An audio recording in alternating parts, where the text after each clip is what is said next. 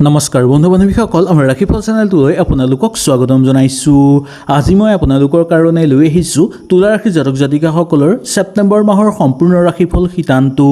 এই মাহটো আপোনালোকে বহু সুযোগ সুবিধা লাভ কৰিব পাৰিব, ধন প্ৰচুৰ পৰিমাণে আহিব আৰু চাকৰি ব্যৱসায়িক ক্ষেত্ৰত উন্নতিৰ প্ৰবল সম্ভাৱনা থাকিব। এই মাহত আপোনালোকে নতুন অভিজ্ঞতা লাভ কৰাৰ মাহ বুলি ক'ব পৰা যায়। কিন্তু এটা কথা আপোনালোকে সাৱধানতা অৱলম্বন কৰি চলিব লাগিব যে মাহৰ আৰম্ভণিতে লোৱা কিছুমান ভুল সিদ্ধান্তৰ ফলত আপোনালোকৰ সময় আৰু ধন দুয়োটাৰ ক্ষেত্ৰত প্ৰভাৱ পেলাব। আনহাতে মাহৰ মাজভাগৰ পৰা আপোনালোকৰ এটাৰ পিছত আনটো সুযোগ আহিবলৈ ধৰিব আৰু যথেষ্ট পৰিমাণে গুৰুত্বপূৰ্ণ মাহ হৈ পৰিব। তেন্তে তুলা ৰাশি জাতক জাতিকাসকলৰ এই ছেপ্টেম্বৰ মাহটো কেনেকুৱা হ'ব আমি জানি লওঁ আহক। চাকৰিত পদোন্নতিৰ যোগ আছেনে নাই, ব্যৱসায়ত লাভ হ'বনে, প্ৰেমৰ সম্পৰ্কত কি পৰিৱৰ্তন আহিব আৰু ধনৰ ক্ষেত্ৰত কিহৰ পৰা সাৱধানতা অৱলম্বন কৰিব লাগিব। আজি এই ভিডিঅ'টোৰ জৰিয়তে তুলা ৰাশি জাতক জাতিকাসকলৰ সম্পূৰ্ণ ৰাশিফল শিতানটো জানিম। ভিডিঅ'টো নিশ্চয় আপোনালোকে শেষলৈকে চাব, কাৰণ শেষত থাকিব এই মাহৰ শুভ দিন, শুভ সংখ্যা, শুভ বাৰ আৰু বিশেষ পৰামৰ্শ। আহক তেনেহ'লে আমি বেছি দেৰি নকৰি জানি লওঁ। যদি ভিডিঅ'টো ভাল লাগে লাইক এটা কৰি আমাৰ মনোবল বঢ়াব আৰু আপোনালোকৰ বন্ধুবৰ্গৰ লগত শ্বেয়াৰ কৰি তেওঁলোককো উপকৃত কৰিব। যদি আপোনালোকৰ জন্ম ৰাশি তুলা, তেন্তে ছেপ্টেম্বৰ মাহটো আপোনালোকৰ কাৰণে বিশেষ গুৰুত্বপূৰ্ণ হ'ব। কোনটো ক্ষেত্ৰত সুযোগ আহিব পাৰে আৰু কোনটো ক্ষেত্ৰত সাৱধানতা অৱলম্বন কৰিব লাগিব, ভিডিঅ'টো মনোযোগ সহকাৰে চালে সুন্দৰভাৱে আপোনালোকে বুজি পাবলৈ সক্ষম হ'ব। আহক তেনেহ'লে আমি সুন্দৰভাৱে আৰম্ভ কৰোঁ। তুলা ৰাশি জাতক জাতিকাসকলৰ ছেপ্টেম্বৰ মাহটো মুঠেই পৰিৱৰ্তনৰ মাহ বুলি ক'ব পৰা যায়। মাহটোৰ আৰম্ভণিতেই কিছু কৰ্মৰ বিকল্প আহিব পাৰে বা মানসিক চাপ আহিব পাৰে। সিদ্ধান্ত লোৱাৰ ক্ষেত্ৰতো আপোনালোকৰ স্থিৰতা নহ'ব পাৰে, কিন্তু আপুনি হতাশ নহ'ব। মাহৰ মাজভাগলৈ আপোনালোকৰ সকলোবোৰ কাম লাহে লাহে সিদ্ধি হৈ পৰিবলৈ ধৰিব, কিন্তু সময় আগবঢ়াৰ লগে লগে পৰিস্থিতি সুস্থ হৈ পৰিবলৈ ধৰাও দেখিবলৈ পাব। বিশেষকৈ মাহৰ মাজভাগৰ পৰা আপোনালোকৰ আত্মবিশ্বাস বৃদ্ধি পাবলৈ ধৰিব। আপুনি আগতে থৈ দিয়া কামৰ পৰাও ভাল ফল অৰ্জন কৰিব পাৰিব।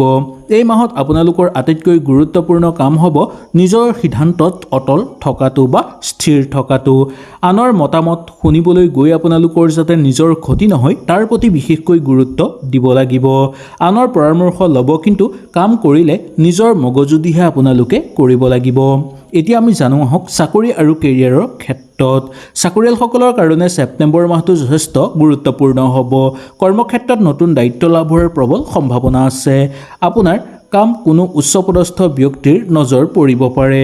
যদি কিবা কাম বহুদিনৰ পৰা ধৰি ৰৈ আছে, আপুনি চেষ্টা কৰি সম্পূৰ্ণ কৰিব পৰা নাই, তেনে ক্ষেত্ৰত আপোনালোকৰ আত্মীয় বা কোনো বন্ধুবৰ্গই সেই কাম আগুৱাই যোৱাৰ ক্ষেত্ৰত সহায় সহযোগিতা কৰিব। কিন্তু বেলেগ দিশত দৰমহাৰ কথা ক'বলৈ হ'লে আপোনালোকৰ দৰমহা সাল সলনি কিছু পৰিমাণে হ'ব, কিন্তু একেবাৰে বেছিকৈ দৰমহা নাবাঢ়িবও পাৰে। যদি আপোনালোকে কিবা কোম্পানীত কাম কৰি আছে, তেনে ক্ষেত্ৰত আপোনালোকৰ পদোন্নতি হোৱাটো খাটাং বুলি ক'ব পৰা যায়। কৰ্মৰ পৰিৱেশ আৰু ভৱিষ্যতৰ সুযোগৰ পৰিৱেশ বুলি ক'ব পৰা যায় এই সময়খিনি। ব্যৱসায়িক বাণিজ্যৰ বাবে এই মাহটো গুৰুত্বপূৰ্ণ। নতুনকৈ ব্যৱসায়ত বিনিয়োগ কৰিব বিচাৰিলে কৰিব পাৰিব। ব্যৱসায়ৰ পৰা আপোনালোকৰ সুযোগ লাভৰো সম্ভাৱনা দেখিবলৈ পোৱা যাব, কিন্তু অংশীদাৰীৰ সৈতে ব্যৱসায় বাণিজ্য কৰা লোকসকলৰ কাৰণে এই ব্যৱসায়ত স্পষ্টতা বা স্পষ্টবাদী হ'ব লাগিব। মুখৰ কথাতকৈ আপোনালোকে লিখাৰ পত্ৰ বা কাগজ পাতিৰ লগত বেছি গুৰুত্ব দিব লাগিব। ইয়াৰ পিছত এতিয়া আমি জানিম ধনৰ বিষয়ে। তুলা ৰাশি জাতক জাতিকাসকলৰ ছেপ্টেম্বৰ মাহটোৰ আয়ৰ নতুন পথ সৃষ্টি হোৱাৰ প্ৰবল সম্ভাৱনা আছে। কোনো পূৰ্বৰ পাবলগীয়া ধন ঘূৰাই পাবলৈ সক্ষম হ'ব। চাকৰি বা ব্যৱসায়িক ক্ষেত্ৰত আৰ্থিক লাভৰ প্ৰবল সুযোগ আছে, কিন্তু লগতে খৰচো বৃদ্ধি পাব। বিশেষকৈ ঘৰ, পৰিয়াল, ভ্ৰমণ, ব্যক্তিগত আৰু হঠাৎ খৰচৰ মাত্ৰা বৃদ্ধি পোৱাৰ সময় আহি পৰিব পাৰে। গতিকে এই মাহত উপাৰ্জন আপোনালোকৰ কম থাকিব পাৰে, যদিও খৰচৰ মাত্ৰা আপোনালোকৰ বৃদ্ধি পাব। সেইকাৰণে সঞ্চয় কৰাৰ ক্ষেত্ৰত কিছু খেলিমেলি হোৱাৰ সম্ভাৱনা থাকিব পাৰে। কোনো ডাঙৰ বিনিয়োগ কৰাৰ আগতেই আপোনালোকে ভালদৰে চাই বুজি ল'ব আৰু ধন ধাৰলৈ দিয়াৰ সময়তো খুব সাৱধানতা অৱলম্বন কৰিব। বিশেষ কোনো আপোনালোকৰ ব্যক্তি নহ'লে তেনেহ'লে ধন ধাৰলৈ দিয়াটোৱে উচিত নহয়। উপাৰ্জন কৰক, সঞ্চয় কৰক আৰু চিন্তা কৰি খৰচ কৰক। এতিয়া আমি জানো আহক প্ৰেমৰ ক্ষেত্ৰলৈ। তুলা ৰাশি জাতক জাতিকাসকলৰ প্ৰেমিক প্ৰেমিকাসকলৰ বাবে ছেপ্টেম্বৰ মাহটো সম্পূৰ্ণ অধিক গভীৰ হৈ পৰিব।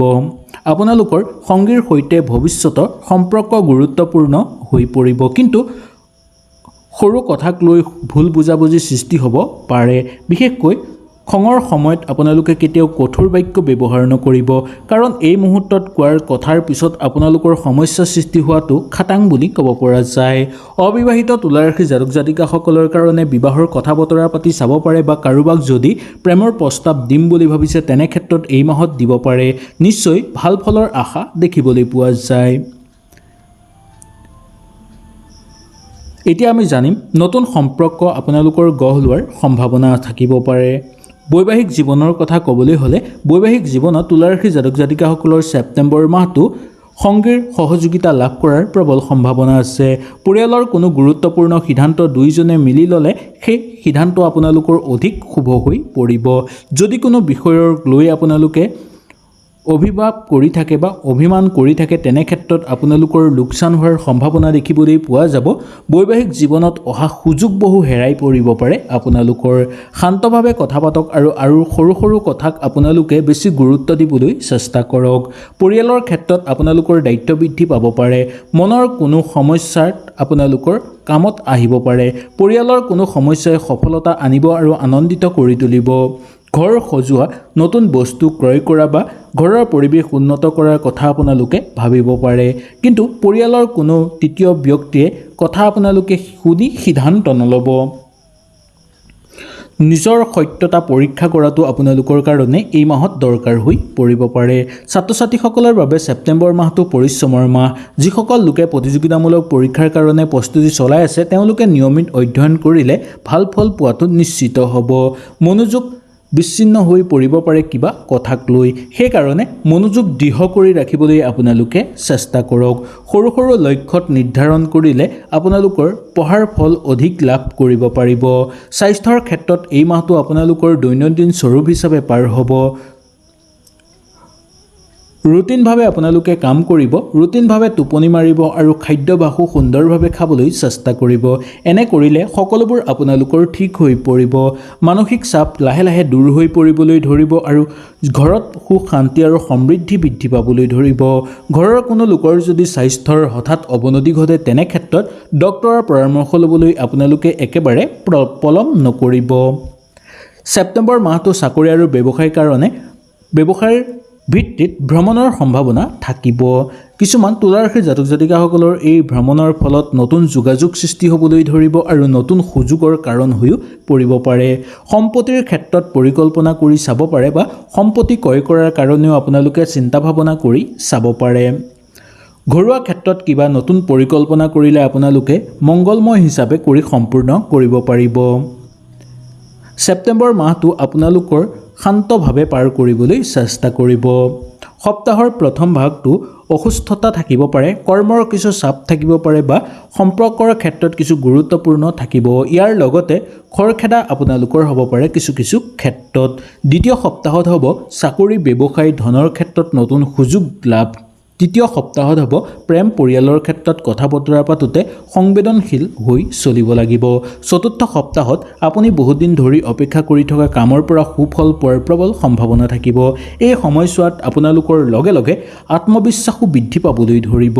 তুলা ৰাশি জাতক জাতিকাসকলৰ এই ছেপ্টেম্বৰ মাহটো বিশেষ পৰামৰ্শৰ মাহ। প্ৰথমতে নিজৰ সিদ্ধান্তক লৈ অতিৰিক্ত দৃশ্যমান হৈ পৰিব। দ্বিতীয়তে ধনৰ ক্ষেত্ৰত অতিৰিক্ত আশাবাদী নহ'ব। তৃতীয়তে সম্পৰ্কত অহংকাৰ আপোনালোকে এৰি চলিব লাগিব।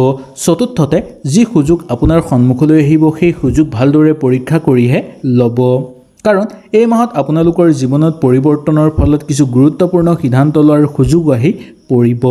তুলা ৰাশি জাতক জাতিকাসকলৰ এতিয়া আমি জানিম ছেপ্টেম্বৰ মাহটোৰ শুভ ৰং, শুভ সংখ্যা, শুভ দিন কি কি হ'ব।